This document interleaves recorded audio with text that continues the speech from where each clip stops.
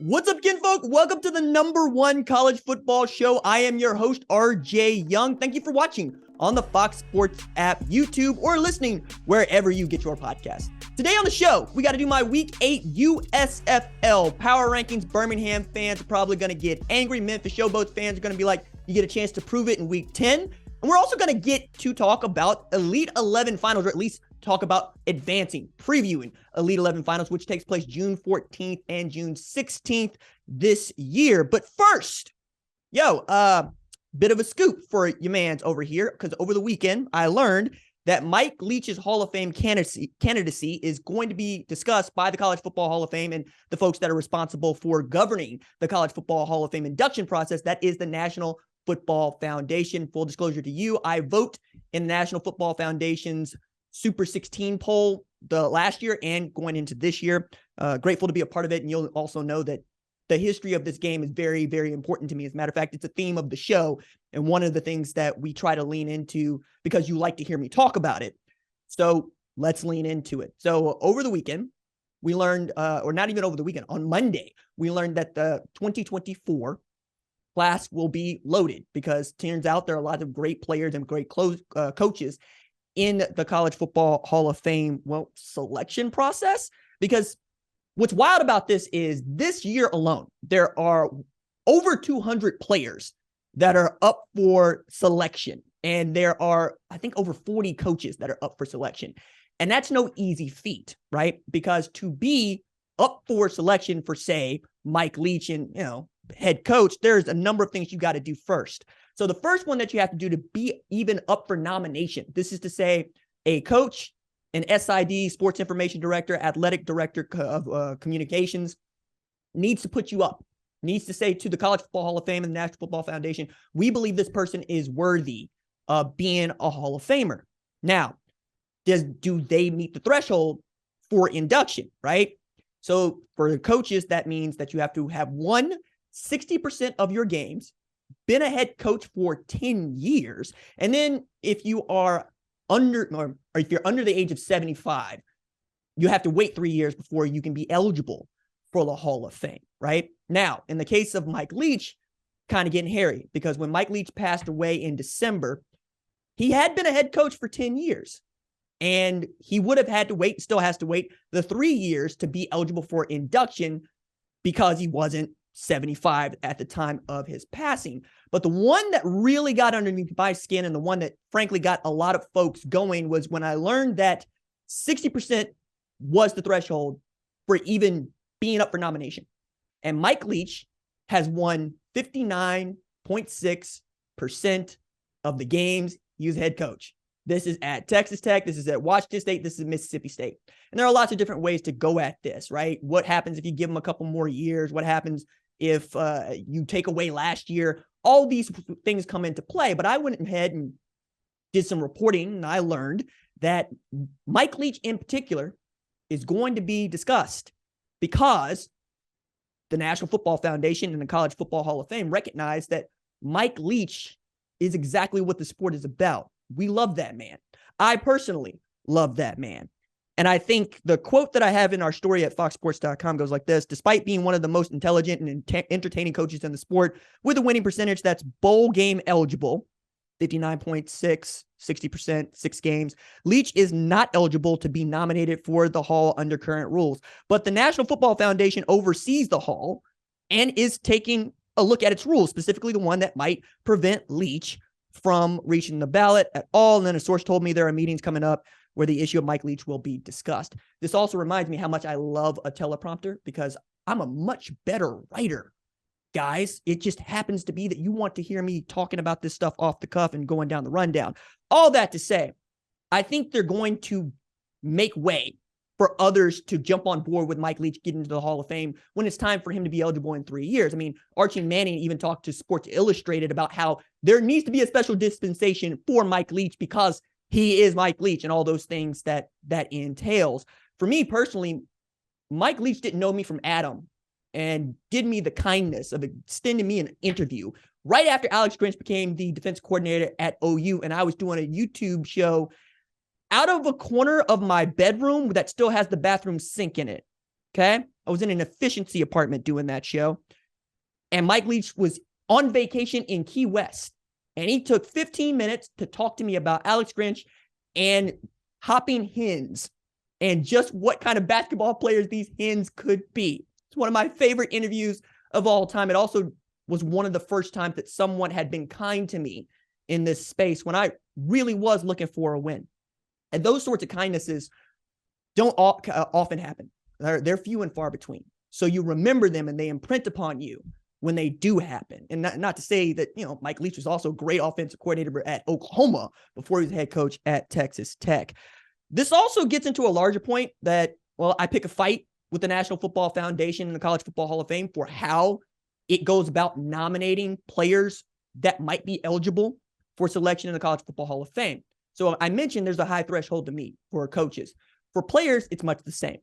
For players to be eligible for even nomination for the College Football Hall of Fame, they have to have been an All-American as nominated or as assigned by one of the NCAA selectors, which include, among others, the Associated Press, the AFCA, the Sporting News, and I believe the Football Writers Association, and I'm missing one, I'm sure off the top of my head. But if you haven't been named an All-American by one of those 5, then they just don't count you as being a first-team All-American. That's the point. You got to be a first-team All-American. And this first came to me when I was discussing Chuck Ely. Chuck Ely was a quarterback at Toledo in the late 60s, early 70s.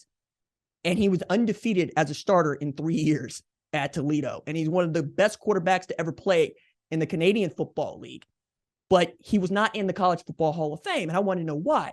Turns out he was a first-team All-American by the Football News, but the Football News was not one of the NCAA selectors, so the College Football Hall of Fame and National Football Foundation did not count it. And you also get a finite amount of time to get in on the regular ballot, which, again, I say has over 200 people on it. We're talking about close to 250 people, including coaches, on this thing. So that means that you have 50 years on that ballot before they just take you off. And because Ely had played more than 50 years ago, he was going to be taken off of the ballot. And he wasn't going to get in the first place, right? And then he was never on it to begin with because Football News and First Team All-American. Well, the Veterans Committee at the National Football Foundation and for the College Football Hall of Fame has discretion to look past those 50 years to see if there have been any oversights. And it turned out that the year after I wrote about and talked about right here on this show that you listened to, what Chuck Ely had done and what his Hall of Fame resume looks like, he was selected for the College Football Hall of Fame. And I got the privilege of hearing him call me to tell me thank you for taking on his story, which is, again, it's one of the reasons that you do this job. It's one of the reasons why journalism matters, right? Every now and again, you get to do some good and you get to lift up a story that is meaningful. And I'm the kind of person that really does lean into the history and the understanding of a place like the College Football Hall of Fame, which ain't for players as much as we want it to be, right? I want to see Chuck Ely get inducted while he's still alive so he can get his flowers, because that's important to me. But it's also important to me that the College Football Hall of Fame is a reflection of us, just like language is, right? On fleek makes it into the dictionary because enough people say on fleek, right? Which is another way of saying stylish and perfect. But if it is not going to be a reflection of us, then what is a reflection of? Because frankly, there have been over 5.6 million people that have played college football, and just over 1,000 of them are in the College Football Hall of Fame. But there are quite literally hundreds of millions of people that are college football fans. And we are the people that are going to enter the College Football Hall of Fame, look and gawk and say, oh my God, that's what it's for. So to leave out a guy like Mike Leach doesn't feel right. But I'll give you another example of how this goes when we're not talking about Chuck Ely. Talk about Trevor Lawrence, somebody that you know very well. So Trevor Lawrence was only a first-team All-American one time while he was at Clemson. And it was the very last year he played football at Clemson. That's also the year where Mac Jones was the guy for the first-team All-American for nearly everybody else but the Football Writers Association, which is another way of saying the Football Writers Association was paying attention. And I, again, full disclosure, I'm a member.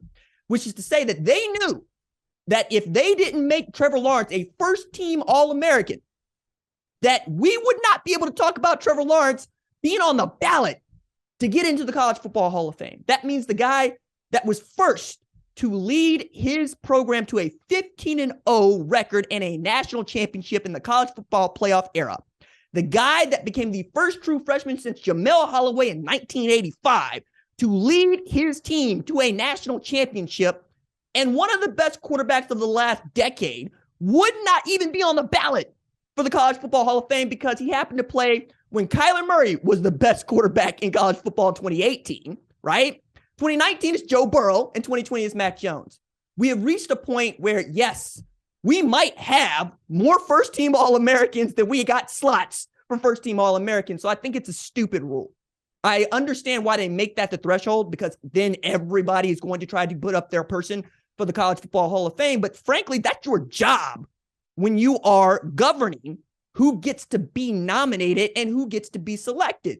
So if you get hundreds of thousands of applications and you still can miss on guys like Mike Leach and Trevor Lawrence, I don't know what to tell you, right? I'm sure that I'm also raising an alarm that some people at the National Football Foundation know about, but I'm sure you didn't, right? Because it only matters that you see these guys are nominated and you see what I see. Everybody on the list can go. Everybody on the list was a superhero at their respective program in school, right? I really love that. It was another opportunity for me to just, once again, remind people that Mike Leach, one of a kind and unique, and that there are enough people that would like to see him in the College Football Hall of Fame, that 4/10 ain't really going to be what gets him out.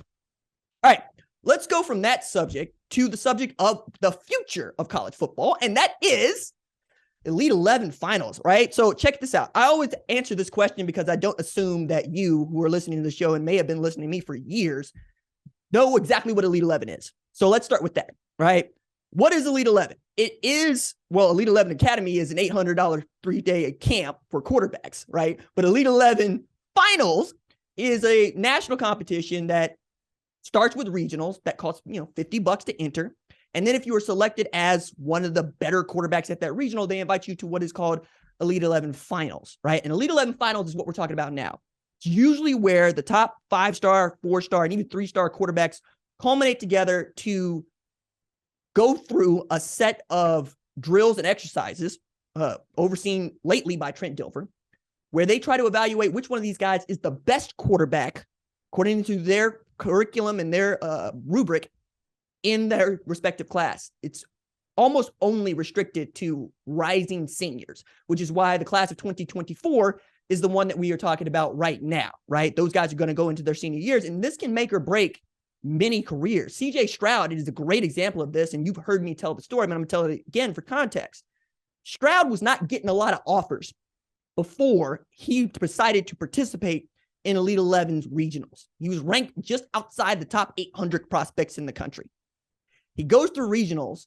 He goes to Elite 11 finals. He beats out Bryce Young for Elite 11 MVP, and not long after that, he got an offer from Ryan Day and Ohio State. He vaulted just for a short period into 5-star status and then eventually into the top 50, and you know what that is. He's the number 2 overall pick in this year's NFL draft. But the next question to answer is Elite 11 a good predictor of success? And the short answer is yes, but I want to go at that because Elite 11 finals, you get there, probably going to be good. But if you win Elite 11 MVP, it's kind of hit or miss. So I'm going to use an example because we have 24 years of data to pull from here because Elite 11 has been going on since 1999. Okay, so from 1999 to 2009, here's the list of guys that won Elite 11 MVP. Okay, the best quarterback in their respective class. Brock Berlin, Brody Croyle, Ben Olsen, Kyle Wright, Rhett Bomar, Mark Sanchez, Matthew Stafford, John Brantley, Blaine Gabbert, Aaron Murray, and Jake Heaps. Now, some of y'all are younger, so you're like, RJ, I don't know half these dudes. And some of y'all are older, and you forgot these dudes play quarterback. All right? Those were the best as evaluated by Elite 11 and who they decided to make MVP. Now, here's the list of guys over that same 10-year span that didn't win Elite 11 MVP, but participated in Elite 11 finals. Devin Gardner, AJ McCarron, Andrew Luck, Tim Tebow, Jake Locker, Chris Leak, Dennis Dixon, Matt Leinart, Troy Smith, and Vince Young. Okay, Now, I'm going to tell you that they've gotten a little bit better over the last several years in how they evaluate who wins an Elite 11 MVP. But let me put it this way. These are guys that have been in Elite 11 finals classes over the last 5 years. CJ Stroud, Bryce Young, JJ McCarthy, and Caleb Williams. Only 2 of those guys won Elite 11 MVP. Now, CJ and Bryce were in the same class. So only one of those guys can win, but you get my point here. Don't so much focus on which one of these guys is going to walk away with the trophy. Unless you're me and you're an Oklahoma fan, you want to remind people that Jackson Arnold won Elite 11 MVP.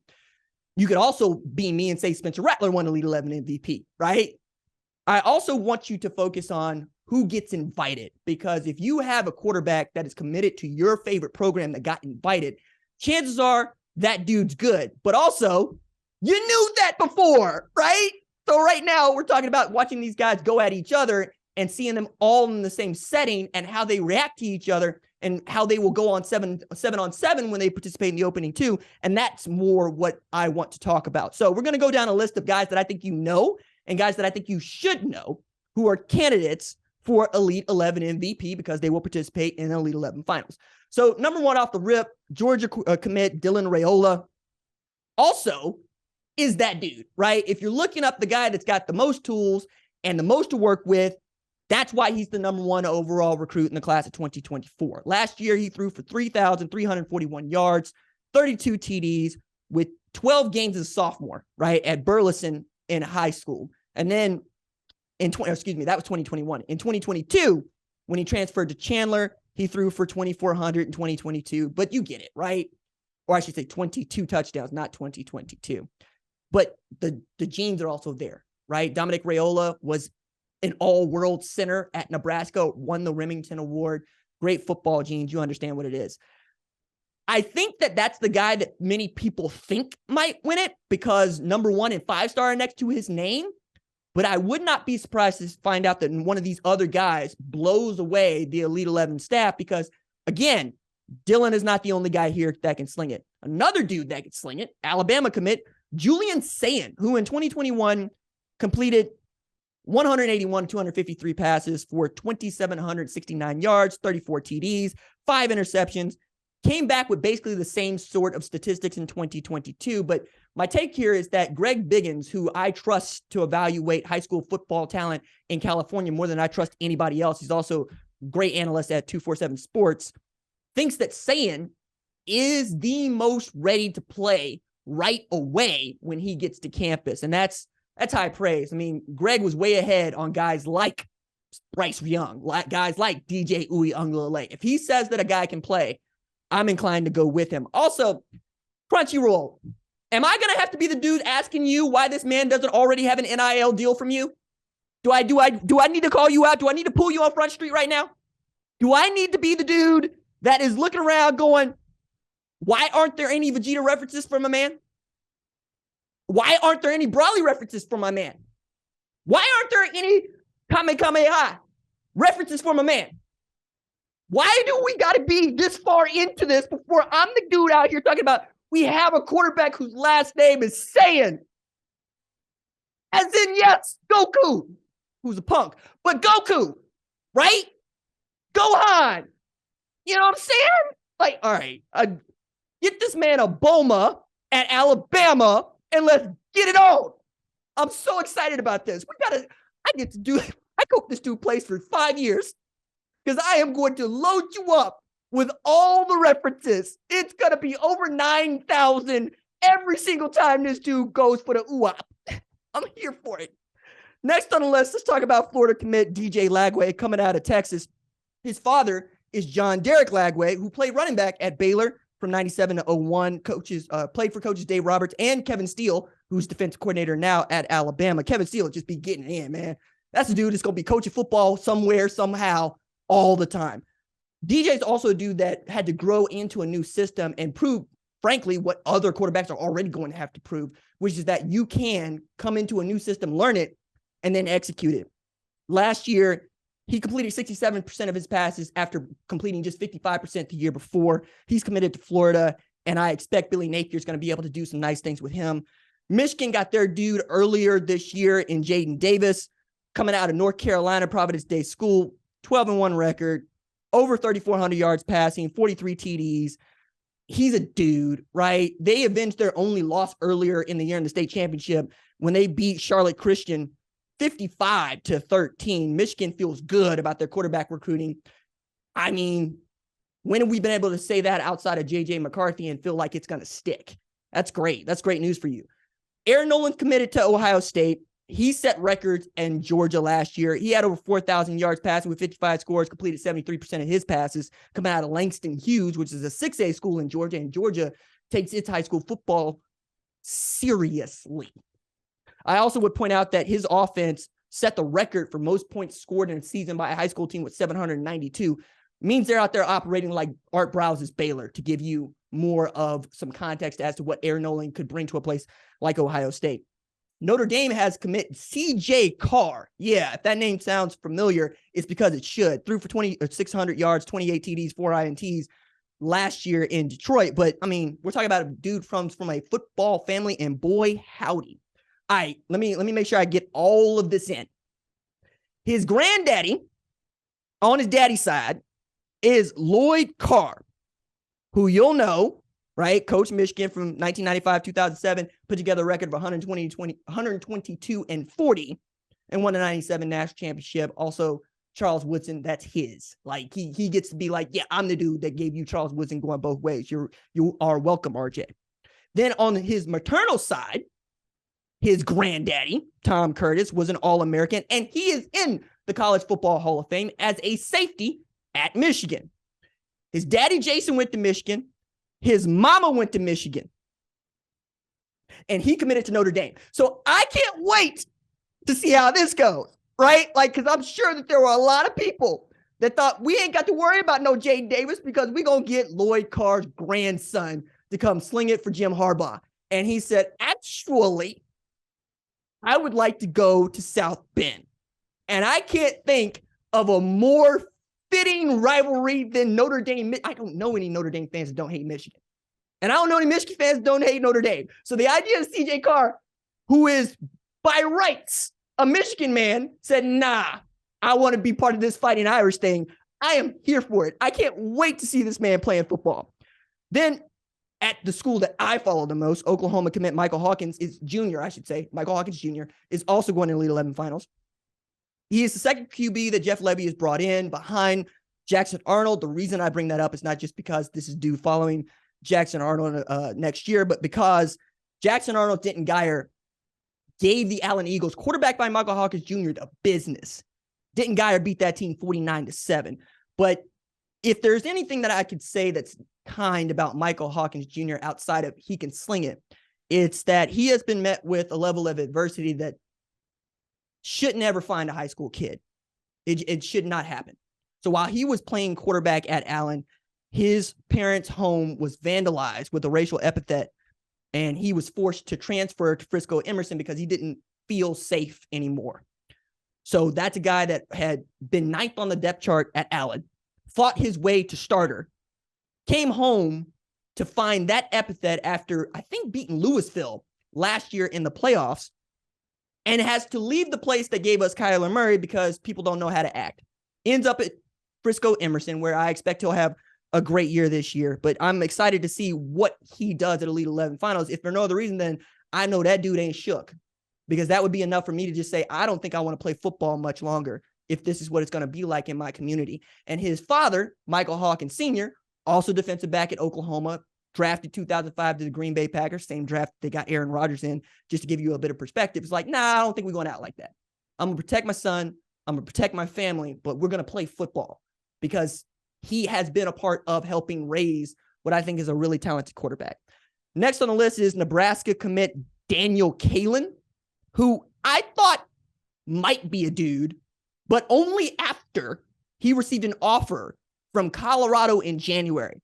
Again, I know y'all feel some kind of way about Colorado because Deion Sanders is there, but Deion Sanders has been very, very good at identifying who the starting quarterback should be for him. Okay? We'll talk about that a little bit later on, but suffice it to say that if Deion Sanders has decided to offer you a quarterback, your kid can sling it, because his kid can sling it. And because Deion came up as an offensive coordinator at Trinity. People forget that. People also forget that Deion has been coaching football since his kids were 6 and 7 years old. And he started doing it because he didn't trust other coaches to do it right. So we're talking about a man that's coming up on damn near 20 years of having coached football, and y'all want to act brand new about it. But he's going to Nebraska, and that was a really big win for Marcus Satterfield and Matt Rule, not just because he was also getting recruited by Colorado, but because Dylan Raiola had committed to Georgia, and Daniel Kalin came in later in the week and said, nah, I'll go to Nebraska. I'll stay home. It's cool. Let's see if we can't run it. I think that I could be a fit for the offense and what they want to do. Threw for 3,186 yards, 36 TDs, 7 picks as a junior. And I think that means, yeah, Nebraska might be about it. If not this year, then in a couple years, and I want Nebraska to be good. I like it when Nebraska's good, just like I like it when Arkansas is good. Football's just better when those two programs where the pro team in the state is on 11. I love that stuff. All right. Let's do my Week 8 USFL Power Rankings. All right. I want you to start it with this. The South is 13-3 against the North. All those jokes that I want to make about the South that I know you made about the South, but you can't because you ain't got this microphone and you ain't on the Twitters, but you can't get fired like I can get fired. I'm not going to make them. Just know that I made them too. Okay.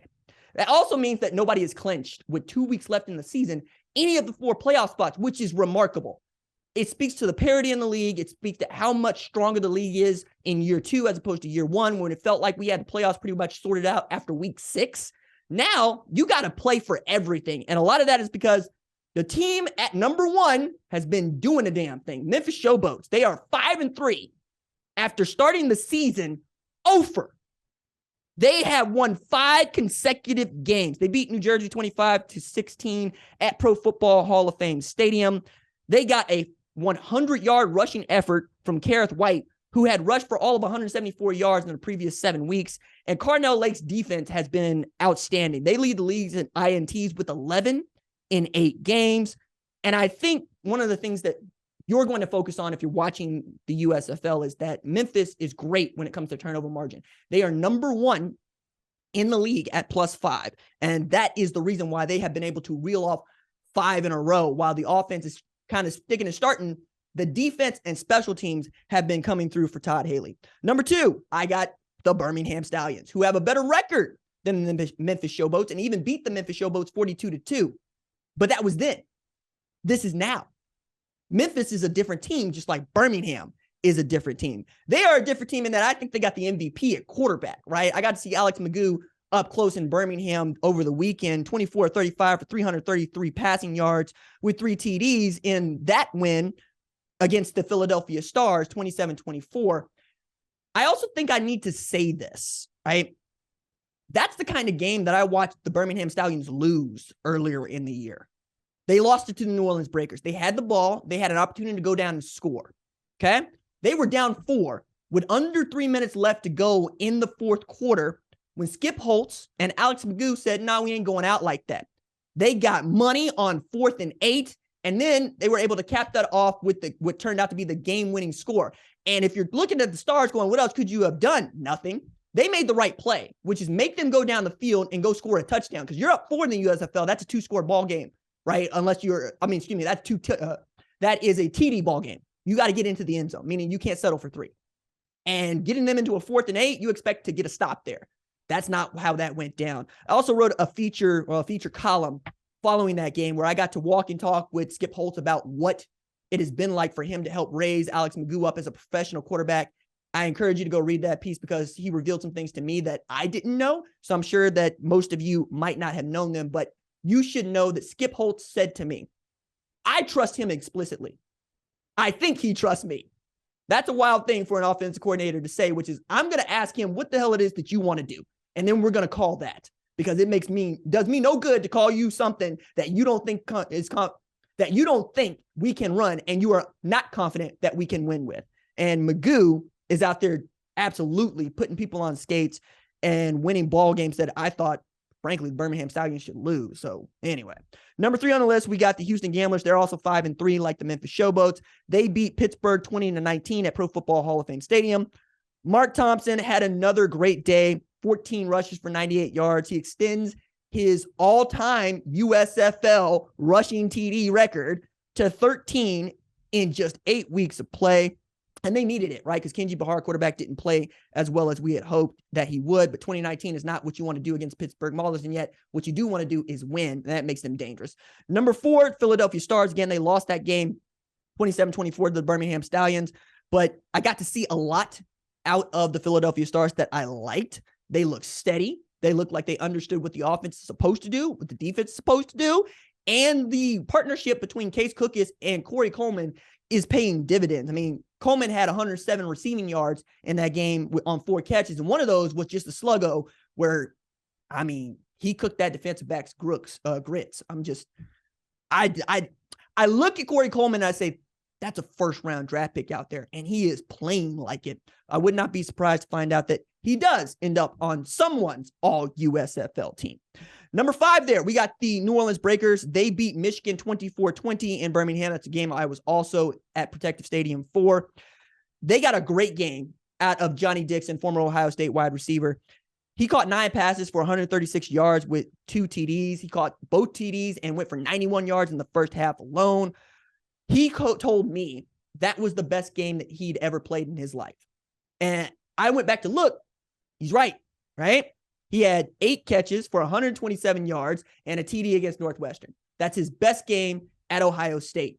And this is his best game either in college or in the pros. And he is rightfully the offensive player of the week for the USFL following week 8. Very excited for him. McLeod Bethel-Thompson had a great day except twice, right? Say 25-34 for 328. 2 of those, the twice, INTs. He stared down who he was passing to. It's not like MBT to do that, but credit to the Michigan Panthers who were taking advantage of it, go down 21-0 and then fight back. That's why they're number 6 on my week 8 USFL Power Rankings. You're down 21-0 with 2 minutes left to go in the first half. Most teams are going to pack it in, but the Panthers decided, no, we ain't going out like that. They gave Josh Love and that offense an opportunity to fight back. Didn't get much out of the run game and Reggie Corbin, but they did get a lot out of the defense. Frank Ginda led them with 11 tackles, 2 for loss, and a pick. That's a dude that's always around the football. With him and Breland Speaks playing on that defense, you always have an opportunity to get back in the game. Number 7, I got the 2-6 Pittsburgh Maulers. They lost 2019 in a game where all they needed was to get 6 in the red zone. The kicker, Chris Blewett, he hit 53, he hit 54, but he missed on 41, and that was the game. Like, that sucks. It really does, because if you go get 6 where you're still making him kick for 53 for 3, you win that game. So they had a 13-0 lead that went to 21-0 and then gave it up. They also got 20 of 26 passing for 214 out of Troy Williams, and I think anytime you get production from the offense, you can't afford to squander it if you are the Pittsburgh Maulers, just because it's been so inconsistent.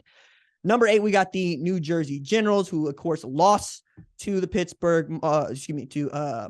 not the Pittsburgh Maulers, to the Memphis Showboats. But I think it's also more worth saying they haven't had a quarterback that passed for over 200 yards all season. They've had 3 different starters at quarterback, and they are dead last in turnover differential. It's just not like a Mike Riley team to be so poor at holding on to the football and then not to have a quarterback, as that guy is an outstanding developer of quarterbacks. Okay, that is going to do it for this episode of the number 1 college football show. My thanks as always to our lead producer, Tyler Wojak. Our senior producer is Catherine Donnelly. Our director is Gabe Sable. Our production assistant is Kiara Santana. Our social media maven is Javion Duncan. Our lead of screening is Jack Coakley. I'm the host, RJ. We will see y'all on Friday. Deuces.